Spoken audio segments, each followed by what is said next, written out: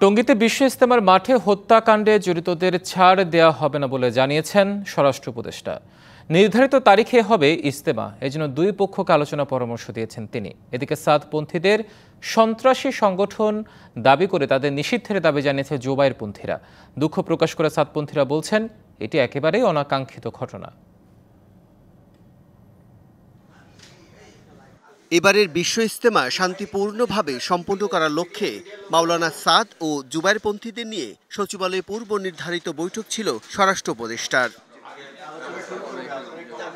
কিন্তু ইজতেমা ময়দান দখল নিয়ে দুই পক্ষের রাতভর সংঘর্ষে ৩ জনের মৃত্যুর ঘটনায় পাল্টে যায় বৈঠকের আলোচ্যসূচি। উদ্ভূত পরিস্থিতিতে দুই পক্ষকে নিয়ে আলাদা বৈঠকে বসেন স্বরাষ্ট্রসহ আরও ৪ জন উপদেষ্টা। বৈঠক শেষে সাদপন্থীদের একজন মুখপাত্র অনাকাঙ্ক্ষিত ঘটনার জন্য দুঃখ প্রকাশ করেন। ওনাদের প্রতি উদাত্ত আহ্বান জানাচ্ছি, সরকারের সিদ্ধান্তকে আমরা মেনে নিয়েছি। আমরা যেহেতু মাঠ ছেড়ে দিচ্ছি, ওনারাও যেন ইসলামের স্বার্থে, দেশের স্বার্থে কোনো রকম সমস্যার চেষ্টা না করেন। ওনারাও যেন রাস্তার মধ্যে নেমে না আসেন বা কোনো উস্কানিমূলক বক্তব্য প্রচার না করেন। সাদপন্থীদের সন্ত্রাসী সংগঠন দাবি করে হত্যাকাণ্ডে জড়িতদের গ্রেপ্তারের দাবি জানিয়েছে জুবাইরপন্থীরা। আমরা মনে করছি যে এই গতকালকের ঘটনার পরে আর তারা এই ধরনের ঘটনা ঘটানোর পর তাদের এখানে ইজতেমা তো পরের কথা, বরং তাদের বিরুদ্ধে আইনানুগ যে ব্যবস্থা নেওয়া হবে করতেছি। এরপরে আর এই প্রশ্ন আসবে না যে তারা ইজতেমা করতে পারবে কি পারবে না। পরে দুই পক্ষকে আলোচনার মাধ্যমে সমস্যা সমাধানের পরামর্শ দেন স্বরাষ্ট্র উপদেষ্টা।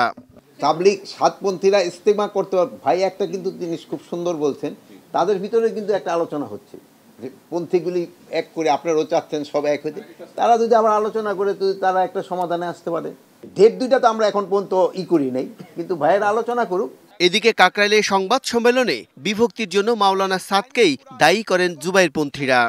স্ট্যাম্প, ক্রিকেটের স্ট্যাম্প, এইগুলি সব নিয়ে এসে আমাদের এক একজন সাথীকে কিভাবে তারা মারধর করছে, নির্যাতন করছে, তার কিছুটা নমুনা এক দুইজন এখানে আসে। তাদের দাবি, বাংলাদেশকে করার পরিকল্পনা ছিল সাদপন্থীদের। এবার একটি ইজতেমা হবে বলে ঘোষণা দেন তারা।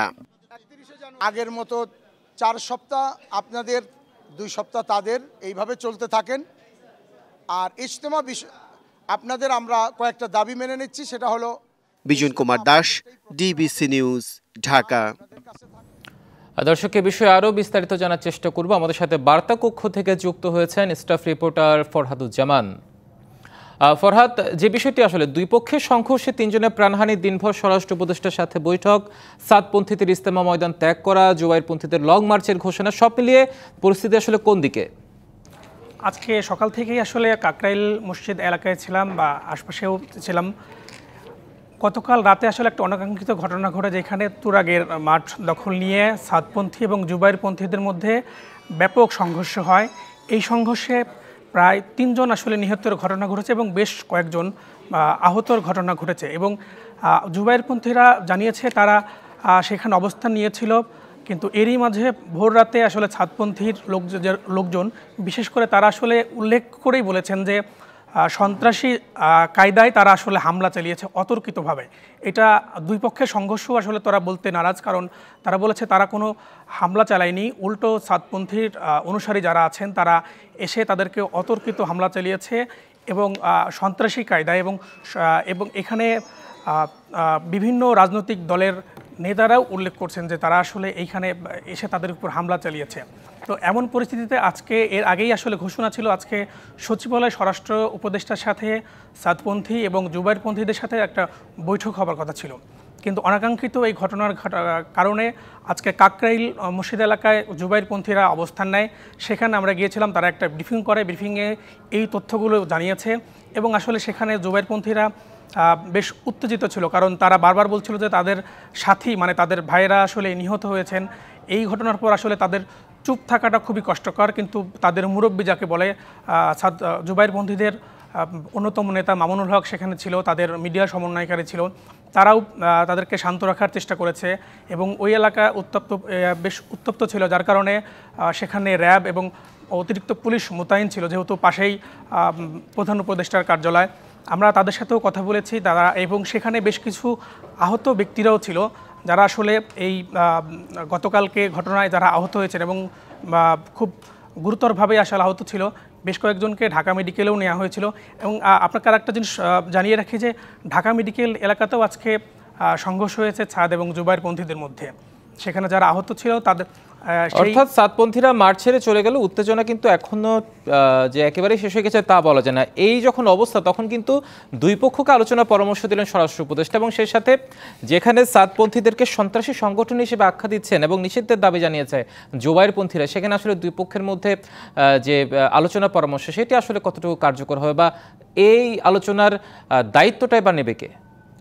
এই আলোচনার দায়িত্বটা আসলে আপনি জানিয়ে রেখে যে আজকে স্বরাষ্ট্র উপদেষ্টার কার্যালয়ে দুইটা বৈঠক হয়েছে। সেখানে জুবায়েরপন্থীরা বলেছেন যে আজকে গতকালকের সংঘর্ষের ঘটনার পর সাতপন্থীরা আসলে ইজতেমা করার হারিয়েছে, তাদের আসলে অধিকার নেই আসলে এই ইজতেমা করার, এবং তাদেরকে সন্ত্রাসী সংগঠন আখ্যায়িত করে তাদেরকে আইনের আওতায় এনে সর্বোচ্চ শাস্তি দেওয়ার দাবি জানিয়েছে। যেমন কারণ এখানে স্বরাষ্ট্র উপদেষ্টাও বলেছেন যারা এই ঘটনার সাথে জড়িত, যারা হামলার ঘটনার সাথে জড়িত তাদেরকে কাউকে ছাড় দেওয়া হবে না এবং এই বিষয়ে একটা মামলাও হবে।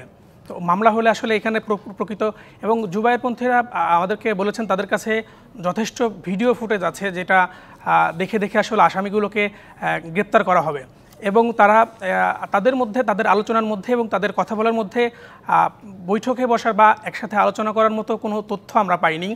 এর পাশাপাশি আরেকটা বিষয় বলি, সেটা হচ্ছে জুবায়েরপন্থীরা তাদেরকে সন্ত্রাসী সংগঠন আখ্যায়িত করে তাদেরকে ইজতেমা মাঠ ছাড়তে বলেছে এবং তারা ইতিমধ্যে আপনি দেখেছেন আমাদের সহকর্মী রাকিব জানিয়েছিল আসলে 3টার পর থেকে আসলে তারা ওইখান থেকে সরে গেছে, ছাড়তে শুরু করে প্রায় খালি হয়ে এর মধ্যে ডিএমপি কমিশনার আসলে একটা ঘোষণা দিয়েছেন তুরাগ, আবদুল্লাপুর উত্তর এলাকাতে আসলে কেউ কোনো সভা সমাবেশ করতে পারবে না। এছাড়া আমরা আজকে আরও যেটা জানতে পেরেছি, তবে এই সাতপন্থীরা আসলে একটা বিষয় জানিয়েছে যে তারা সরকারের এই স্বরাষ্ট্র উপদেষ্টার সাথে বৈঠকের পরে জানিয়েছে তারা আসলে এই বিষয়ে দুঃখ প্রকাশ করেছেন এবং এর অনাকাঙ্ক্ষিত একটা ঘটনা এবং এই বিষয়ের জন্য তারা দুঃখ প্রকাশ করেছেন এবং তারা বলেছেন আমরা মাঠ ছেড়ে দেবো। এখন আসলে এই মাঠটাই আসলে সরকারের পুরোপুরি নিয়ন্ত্রণ নিয়ে যাবে। এখন এইখানে আসলে কেউই সভা সমাবেশ করতে পারবে না। তবে আরেকটা বিষয় জানিয়ে রাখি, এখনও ইজতেমা বন্ধ হওয়ার বা বন্ধ করার কোনো কার্যকর পদক্ষেপ সরকার নেয়নি। তারা বলেছে যথাসময়ে এটা হবে, কিন্তু এখন পর্যন্ত দুই পক্ষকে এক করে বা তারা দুই পক্ষ এক হয়ে যে বসবে বা কথা বলবে, আলোচনা করবে, একসাথে করবে কিনা সেটা এখনো পর্যন্ত সেটি আসলে এখন এই মুহূর্তে দেখার বিষয়। যদিও স্বরাষ্ট্র উপদেষ্টা বলেছে যে নির্ধারিত সময়ে ইজতেমা হবে। আপনাকে অসংখ্য ধন্যবাদ ফরহাদুজ্জামান আমাদের সাথে যুক্ত হওয়ার জন্য।